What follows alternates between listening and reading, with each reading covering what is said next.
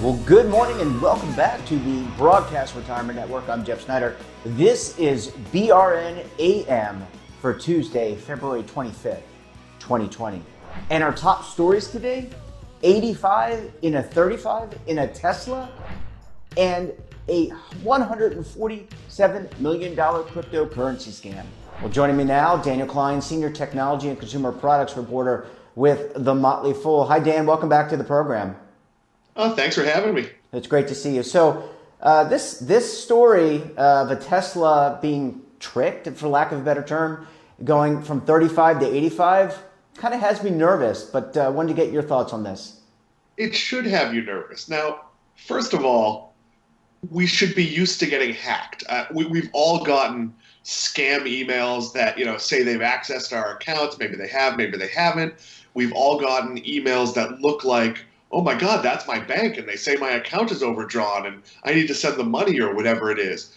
But when it comes to a car you're driving in, as we're moving towards more autonomous vehicles, I think we need to be very, very careful. So Teslas do not say they have auto drive. The reality is they do have a form of auto drive, and it can be easy to lose vigilance. Just like back when cruise control first came out, that was probably the early 80s. Cruise control first came out in the mid 80s, and you would hit the button, and if you're on a long highway, it was very easy to not pay that much attention. You didn't have to change your speed, you didn't have to, and then all of a sudden the guy in front of you slams on his brakes and you hit him going 70 miles an hour. Ugh. That is kind of the scenario here.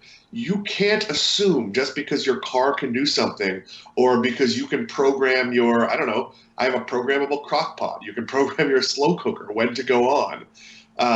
Just because you've done these things doesn't mean you shouldn't check, because you might find yourself in a Tesla that's speeding up when you were taking a nap, or with dinner that's sitting raw on the counter that was supposed to turn on. So you have to be very, very careful. You can use these things as tools, but don't assume they replace your judgment. Yeah, autonomy, I think we're not there yet. In fact, I was watching a YouTube video on the new Hyundai Sonata, and it has this feature where it will kind of move forward or backwards by the touch of a button. But it does have some sensors in case someone walks in front. Just kind of has me nervous, Dan. I agree with you. I think you have to take on a level of responsibility here. It's nice to have the feature, but geez, I see lawsuit, I see damage, I see all these things happening that really have me scared. Yeah, and consider these things like assists. So everyone knows cars have blind spots, and I travel a lot, so I rent a lot of cars. And recently I rented a car that had the sensors that when you go to turn into either lane, to switch lanes, it beeps if there's an obstruction or if there's a car in your way. So sometimes we've all had this experience. You're going to go from the right lane to the left lane. You don't see a car. And as you switch, the guy behind you is honking like mad because he was in your blind spot and you're this far apart from each other, and it's very dangerous. That assistive technology can fill in a weakness in you being a vigilant driver. So there's lots of great stuff here. There's lots of amazing technology, but we're not to the point yet where you can be having a business call while your car drives you to work. Even things like I use my Amazon Alexa to set timers. And sometimes I will say, Alexa, set a 5-minute timer. And if I said that loud enough, it probably just heard me and did. And sometimes I don't pay attention and I don't acknowledge it. It repeats back, setting a timer for blah, blah, blah. Well, if you're not paying attention and it doesn't say that, maybe it didn't hear you and your pasta cooked for too long, or whatever you had in the oven you didn't take out. So you have to still be vigilant. Technology cannot replace sort of your role in the process. It can only help you. Yeah, and I always look over, just going back to, I have a backup camera in my car. I always look over my shoulder at my blind spot or to my right when I'm making a change. And it's funny, Dan, when I mentioned the backup camera, I don't even look at the rear view mirror that comes with every car. I used to drive a box truck when I was working in high school and college, and so I'm used to looking at my mirrors and looking over my blind spot. So I think that's incredibly important. But what really happened here, and I want to get your thoughts on this, is that two former MIT researchers that actually, because the camera in the Tesla actually looks at and recognizes the characters on a speed sign, they actually changed a speed sign to, instead of read 35, to say 85. And that's what it looked at. So it sounds like me the technology isn't there and there aren't the right checks and balances there. But I want to get your last thought on this. Yeah, it's also important that if you're Tesla, you should be hiring these guys. You should be actively trying to break your own system, because we know this from the financial world. There are people working actively on, how do I steal your credit card number out of thin air? How do I take it in a place where you think you're safe? How do I hack your Wi-Fi? So you have to take the bad guy, and this is a NBC, this is an idea for a show. You hire the bad guy and he works on hacking your system and nobody in the company likes him, but he prevents all sorts of vulnerabilities. It could, I don't know, James Spader maybe. I think he's busy. So, but yeah, you have to think about this. And as the consumer, you have to be doubly vigilant because clearly Tesla didn't see this coming. Yeah, I mean, I think what you're referring to, I think, is ethical hacking. And I think businesses employ those types of people because they can think asynchronous, maybe is the right word, or whatever. They can think differently. We'll try that. You put the adverb on the end, unlike Apple, and they can really kind of tap in and find your vulnerabilities. And I think that is really important comment and really important. And we'll look and see whether or not Tesla actually goes out and hire these two gentlemen. Let's take a quick break, Dan. When we come back, now we're going to talk about cryptocurrency and a $147 million cryptocurrency scam. So stay tuned right here on BRN AM.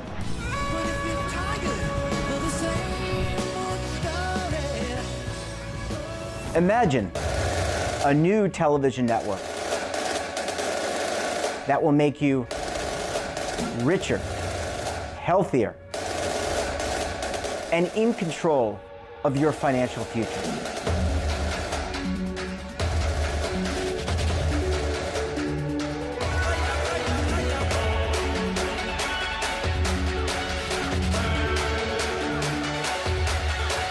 This network is for the policewoman in Nashville, Tennessee, the baker in Dubuque, Iowa, the teacher in Lexington, Kentucky.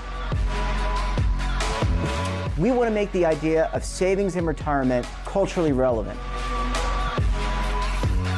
But what do you see as a defining issue of the midterms, especially for the smaller businesses? I mean, they are the lifeblood of the American economy.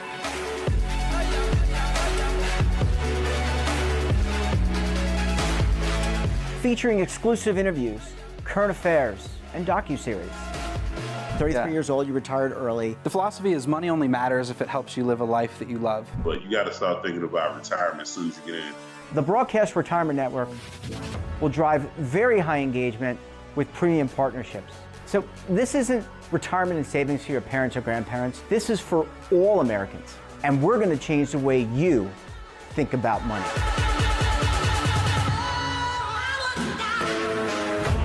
Welcome to the next frontier of retirement and savings.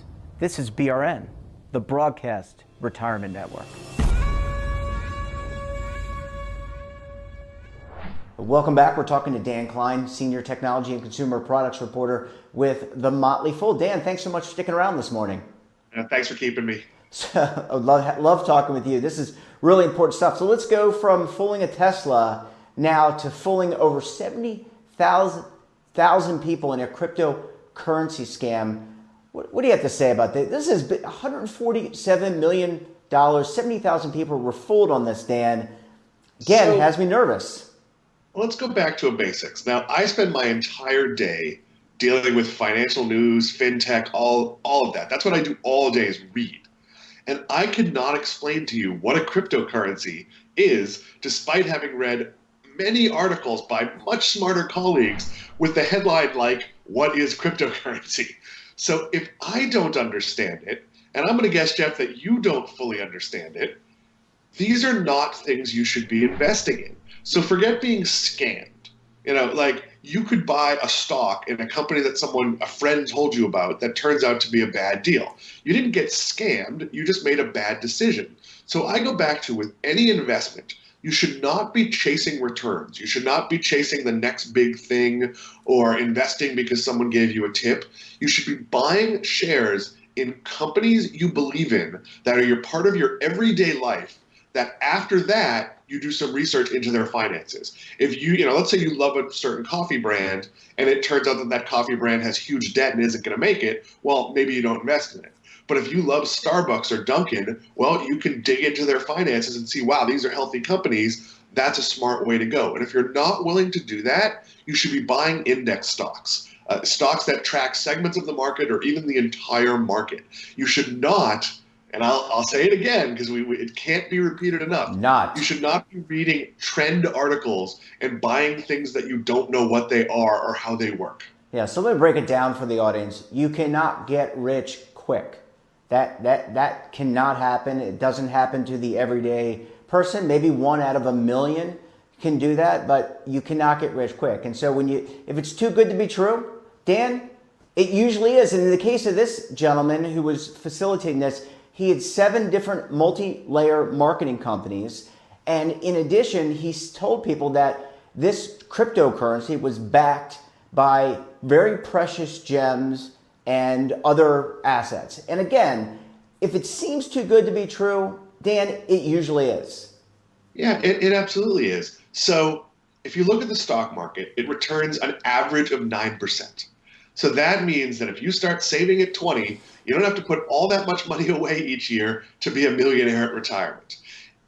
There are things that pay better. So you might buy into, say, speculative real estate as 5% of your portfolio. And the average return there might be 20%, but some of those go bust and don't work. So yes, if you're well off, if you've made good decisions and most of your portfolio is invested well, you can spend some speculative money. We have a service at Motley Fool that covers the Canadian cannabis industry. And I don't know the exact numbers, but I believe we recommend you put no more than a couple of percentage points of your investment into these companies. We have full-time analysts that are looking at these stocks, and we're telling you, yep, we like these stocks, we believe in them, they're in our service, but hey, only put a tiny percentage because this industry is speculative. There are regulatory concerns. You don't know where legalization is going to go in the US or other parts of the world. So in anything, if it's too good to be true, and how do you check? How do you know that your Bitcoin or your cryptocurrency thing is a scam? Well, start on the internet. If something doesn't have a very big internet presence, and that goes beyond just having a website, you should be able to Google it and see credible stories about it. Not stories from penny stock trading sites you've never heard of, but stories from the Motley Fool or Bloomberg or Bankrate or any of these credible players out there, CNN, lots of great news organizations. If you don't see that, maybe you are getting an inside tip. But that inside tip could go bust. And for some people, the worst thing that can happen to them is getting a tip and making a bunch of money. It happens accidentally. I was very lucky when I was a much younger trader. My brother's roommate, his father was on a board. We learned about a company. We bought some stock at $1. I sold it at $21. It's what paid for my engagement ring to my wife. My brother and my mother went, it's at 21, it'll get to 50. It didn't. It got to 50 cents, and they lost money. So I got lucky, but I knew this is not normal. I will never do this again. Buy stocks and hold them for the long term.